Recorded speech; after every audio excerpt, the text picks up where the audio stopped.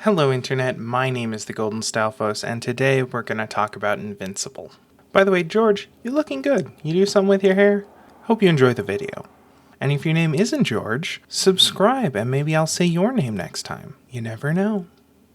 So for anyone who doesn't know, Invincible is a superhero show produced for Amazon Prime based on a comic book, an indie comic book, that was kind of satirizing the genre. The thing is, it also falls into the genre so cleanly that it feels weird to call it satire. And I never read the original comics, but the TV show is really fucking good. The reason I'm talking about it is because I recently rewatched it because it's the only watchable thing on Amazon Prime. Like, Jesus Christ. And, watching it again a year after release, some issues are apparent. The animation quality is a little all over the place, and the animation style is even more all over the place. They mix a lot of 3D stuff in where it just doesn't fit. And there are a lot of places where you can tell they were very rushed and they couldn't finish outlining characters and stuff. So there's just big gaps in the outline and things like that. The line work in general could be touched up, but But overall, the animation isn't that bad. It's decent. And the story is pretty freaking good. It leaves a lot of hanging threads for next season, which is why I'm kind of disappointed there isn't a next season yet.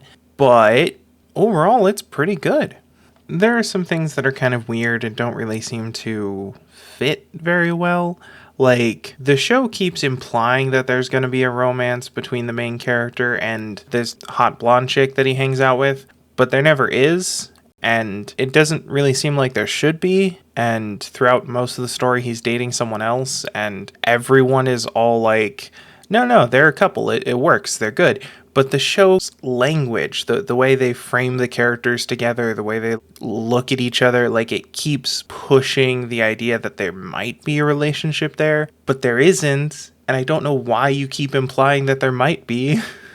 It's just a weird thing to do, show.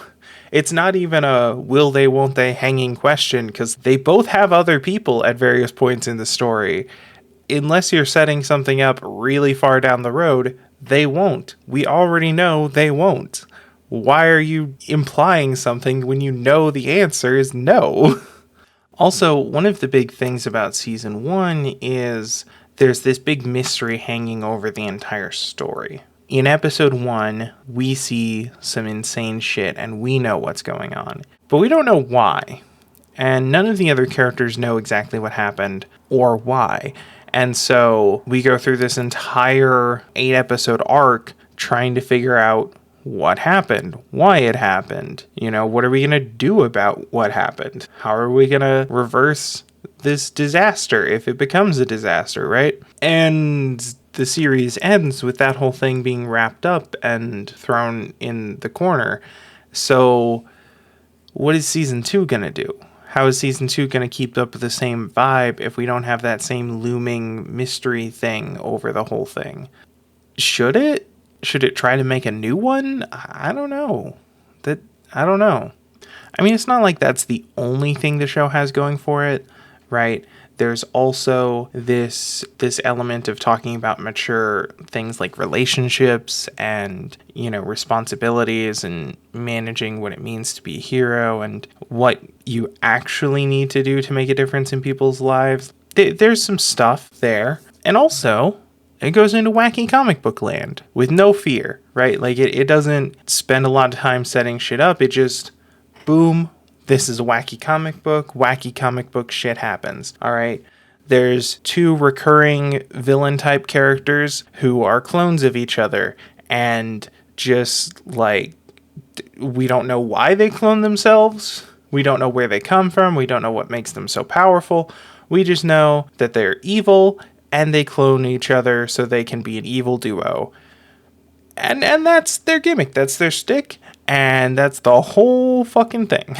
There's a superhero who's a robot, but actually he's a mutated baby thing that's been living in a vat for 30 years controlling a robot. But actually, he cloned himself and now he's a 12-year-old version of another superhero. Episode 1 opens up with a complete parody of the Justice League, And they don't explain who anyone is or where any of their powers come from because they're just the Justice League, but slightly different, right? There's a Batman, there's a Flash, there's a Wonder Woman, there's a Superman, except he's not really Superman. Omni-Man is Superman, and this guy's just like something else. He's called the Immortal, and later on he's being like resurrected, and it shows flashes of him through like different periods of history, possibly implying that he was Abraham Lincoln, which I don't quite understand, but whatever. So he's clearly got like a whole backstory and a whole gimmick to his powers, but it's never really explained, and it doesn't need to be. And that's one of the things that makes Invincible so good as a comic book show, is it's not afraid to be comic booky. It's not afraid to be silly and fun and weird and throw whatever crazy shit it can come up with at you and just make it entertaining. And you know, honestly, a lot of the best comic book stories are like that. They're just full of weird nonsense and they don't care. So, you know, the show's got a lot going for it. It does have some weird ideas that seem to push against its own narrative, and it does have some hanging threads, and it does have some production quality issues that I would hope would be ironed out in a sequel. But overall, it's really fucking good. The voice work is great. The pace of the episodes is incredible. One thing I really liked is that they don't have a set episode length. They're all around the same length of time, but because they're streaming and they don't have to work around commercials or anything, they just give the episodes the correct amount of time. If they can't squeeze an extra minute in, they don't. If they need an extra 2 minutes, they get it. And it's like, wow. Can you imagine if all episodic narratives were produced on a schedule like that, where the episodes can just be the correct length for the story they're telling instead of having to fit a specific time slot? Man, that would be great. So yeah, Invincible holds up. It's not exactly as good as I remembered, but it's still really good. And I still want a second season whenever Amazon, pulls their head out of their asses. Anyway, thank you for watching, George, and everyone else. I'll see you in the next life. Laters. Hey, Endcard here. Be sure to like, comment, and subscribe. Like, seriously though, please subscribe. I have no subscribers. It's sad. If you want to find me on other social media stuff, you can do that at the Golden Stalfos on basically everything. Links to that are in the description, as well as to some charities I like but am obviously not affiliated with. I also have a Patreon if you like me so much that you want to give me money, though obviously only do that if you have money to burn, and if you do have money to burn, they're the charities I mentioned before. They probably need it more than I do. Mad ups to my girlfriend for doing all the editing for these videos. It's a really big help. Oh, and I occasionally stream on Twitch, so follow me there so you don't miss it. I don't have a formal schedule because when I tried to have a formal schedule, I couldn't keep to it, so oh well. Okay, thanks, bye!